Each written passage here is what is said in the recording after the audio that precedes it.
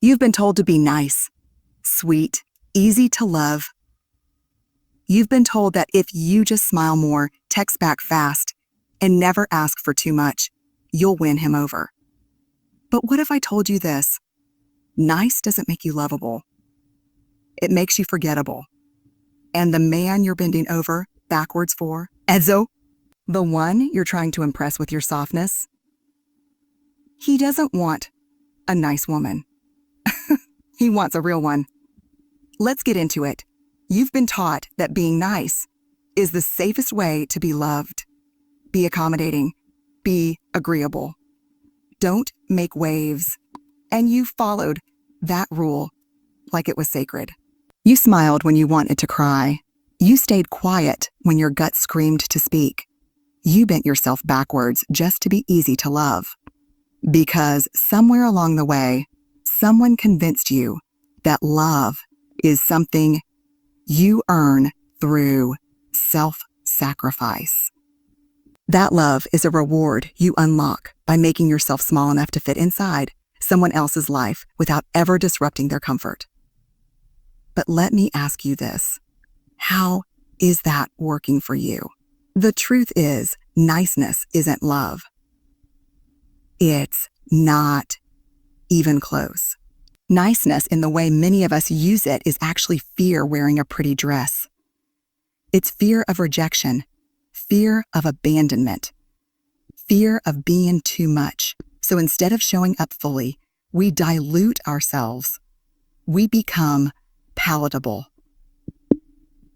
We try to be a the one-y by erasing everything about us that could possibly trigger discomfort in someone else. But real love, real connection, it doesn't happen when two people are tiptoeing around each other, trying to impress. It happens when two people are willing to be seen. Truly seen. Messy, human, and raw. And that's where the disconnect happens. The kind of man who is rooted in confidence, who knows his value, who has spent time doing the hard work of growth. He doesn't fall for the woman who's performing perfection. He sees through it. He can sense when a woman is saying what she thinks she should say instead of what she really means. He's not intrigued by a woman who agrees with everything, who laughs too hard at every joke, who shrinks herself to avoid conflict. That's not connection. That's camouflage. And the deeper a man has gone with himself, the more allergic he becomes to anything inauthentic. Here's what no one tells you. When a woman betrays her truth to be liked, she becomes invisible. Not because she's not beautiful. Not because she's not beautiful. Not because she's no longer real. But because she's no longer real. She becomes a reflection of what she thinks someone else wants. And people can't connect to reflection. They connect to substance. The man you're drawn to, the one who carries power and presence, he's not looking for another person to validate him. He's looking for someone who can meet him. He's looking for someone who can meet him. Someone who's not afraid of intensity, of truth, of being seen and seen in return. He doesn't need you to flatter him. He needs you to feel him. What makes a woman magnetic isn't how nice she is. It's how deeply she knows herself and how unapologetically she owns her space. Niceness says, please don't leave me. Power says, this is who I am. Come closer if you can hold it. And that shift is everything. It's the difference between being tolerated and being chosen. Between being admired from a distance and being held in a relationship that can actually hold the weight of your soul. And guess what? You don't get there by staying silent and small. You get there by telling the truth, even when your voice shakes. So, no, it's not that hot men hate nice women.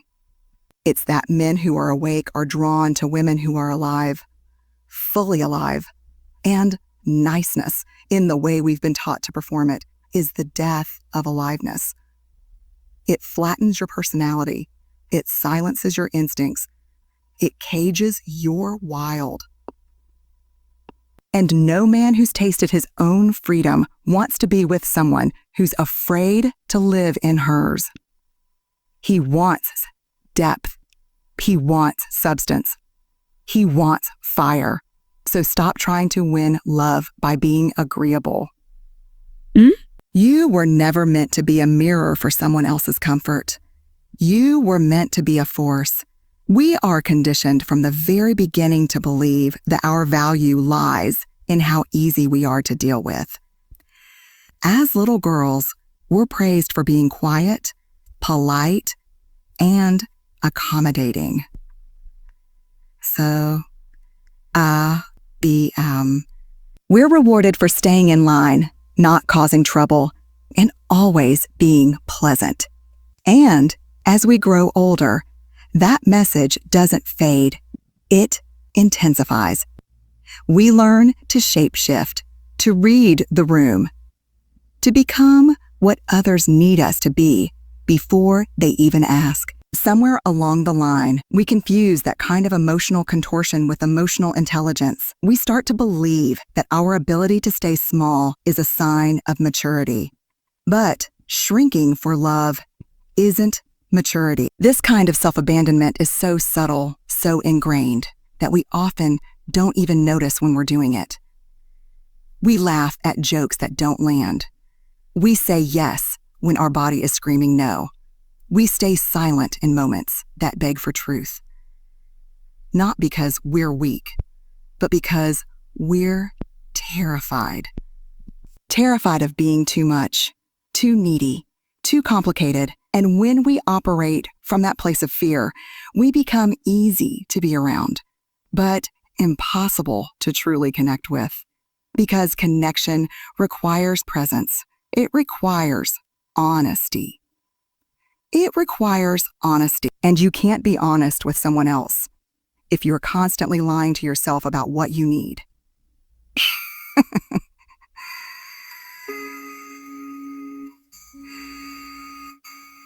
Self-aware men, intelligent, self-aware men, can sense when a woman is betraying herself. It's not always conscious, but it's instinctive. There's a tension, a hollowness, a subtle disconnect that happens when someone isn't standing in their truth.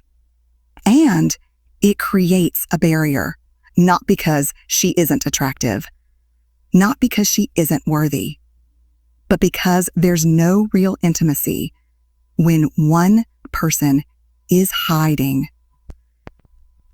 When you're performing niceness, you're putting up a wall and then wondering why no one can get close. You can't be loved deeply if you're not being seen fully, and you can't be seen if you're constantly filtering, editing, and managing other people's perceptions.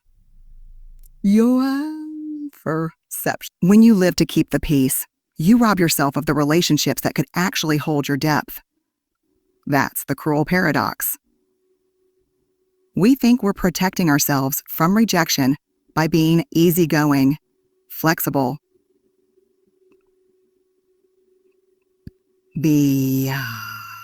but in reality, we're building a life where our needs are never met because we never voice them.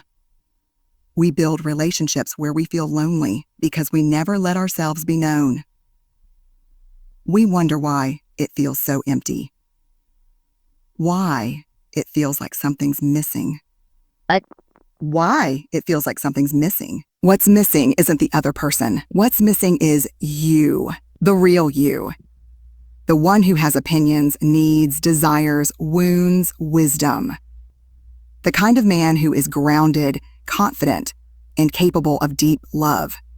Doesn't want a woman who abandons herself to earn connection. That's not inspiring to him. It's disorienting. He doesn't know where you stand. He can't feel your edges, and without edges, There's no real polarity, no tension, no fire. The emotional charge that creates passion and depth in a relationship comes from two people bringing their full selves to the table. Not one person trying to keep everything smooth while slowly disappearing inside. And when a woman finally comes back to herself, when she stops playing the role and starts telling the truth, that's when everything shifts. That's when he sees her. That's when the connection deepens. Niceness is not the path to love. Integrity is. Truth is. Vulnerability is. When you give up niceness for the sake of authenticity, you may lose some people. You'll lose the ones who were only ever interested in your silence, not your soul. You'll lose the ones who were never capable of seeing you because they were only ever looking for a mirror. And in their place, you'll start to attract people who are drawn to your wholeness, not your performance. People who are ready to meet you where you are, not where you think you need to be to earn their love. There's a lie we've been sold for generations, and it sounds like this. Don't be too much. Don't be too emotional. Don't be too demanding. Don't be too intense, too loud, too opinionated, too strong. Be chill. Be cool. Be effortless, because somewhere along the line, we started equating effortlessness with desirability. We started believing that if a woman is low maintenance, she's more lovable. That the less she asks for, the more likely she is to be chosen. But let's tell the truth here. Real men aren't afraid of effort. They're afraid of emptiness. They don't need someone easy. They need someone honest.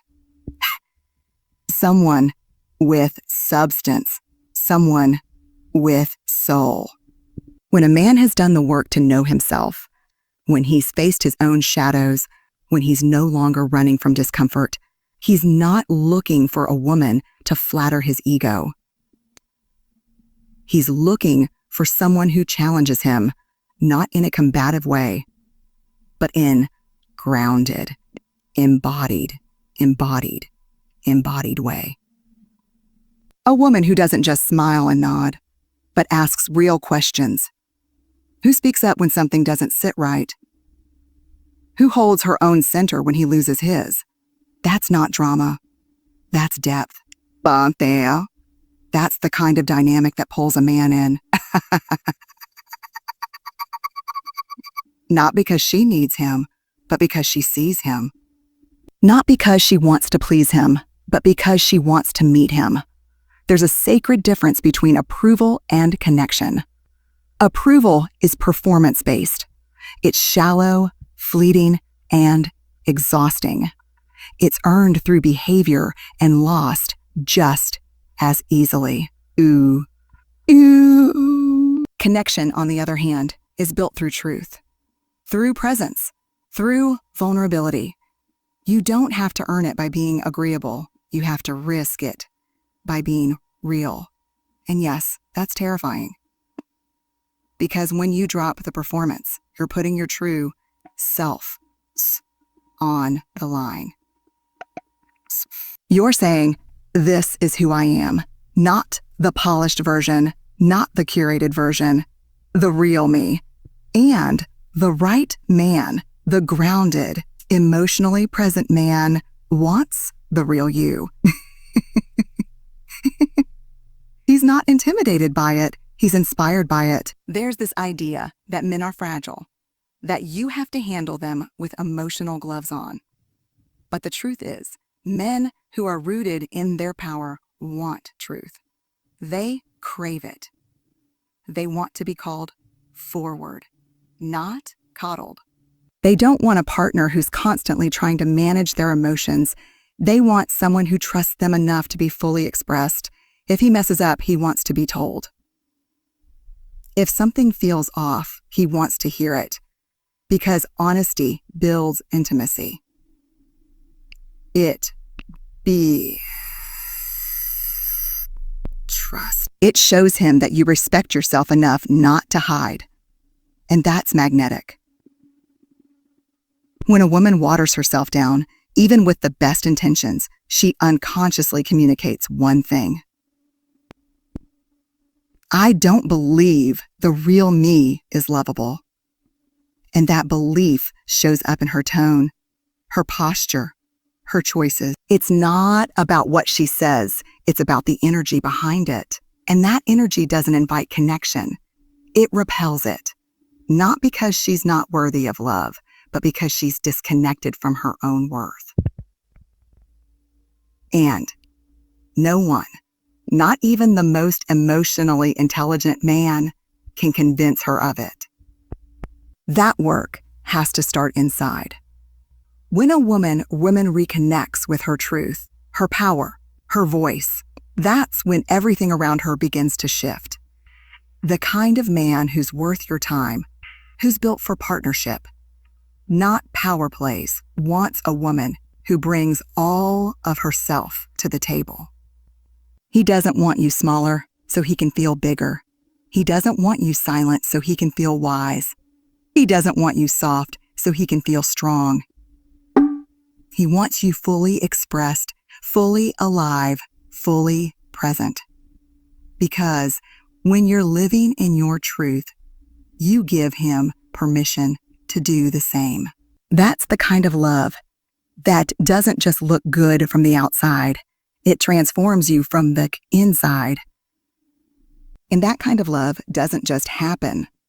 It's created, nurtured, and honored every day by both partners showing up as their true, authentic selves.